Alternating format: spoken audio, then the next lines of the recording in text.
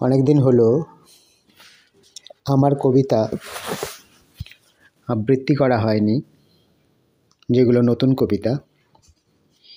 আজকে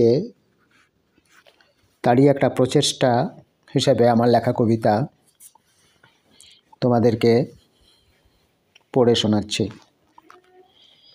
কবিতার নাম রাত দুপুরে বিকেল হলো। রবিনসন উইথ নো টেনশন বেরোলো এক বিকেলে।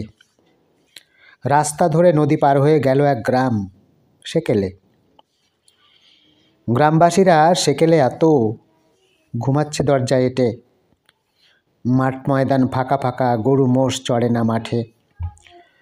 রবিনসন এক প্রোগ্রেসিভ মানুষ, চেঁচালো খুব জোরে, কাজ ছেড়ে সব ঘুমাচ্ছ কেন?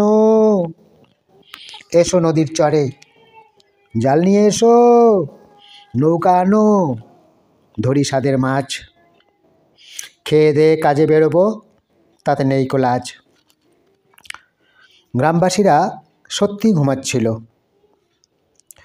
কেউ শুনে তার ডাক, ভয়ে বেরোলো এক ঢাকি, সে সঙ্গে নিল ঢাক। যাওয়াই যাক না, কে আছে দেখি কেমন বিপদ। দুম দুমাদুম বাজিয়ে ঢাক, ছাড়াবো ভূতের আপদ। সত্যি সত্যি গ্রামবাসীটা তড়িত নদীর চড়ায়।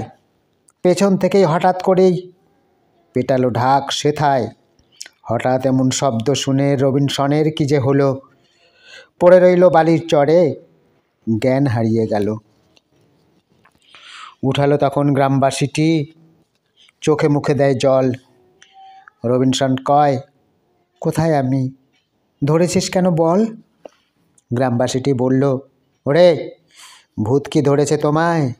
রাত দুটোতেই বেরিয়ে গেছো, পড়েছ কোন মায়ায়? চোখ কষলিয়ে রবিনসন বলে, বলো কি তুমি সিন্ধু?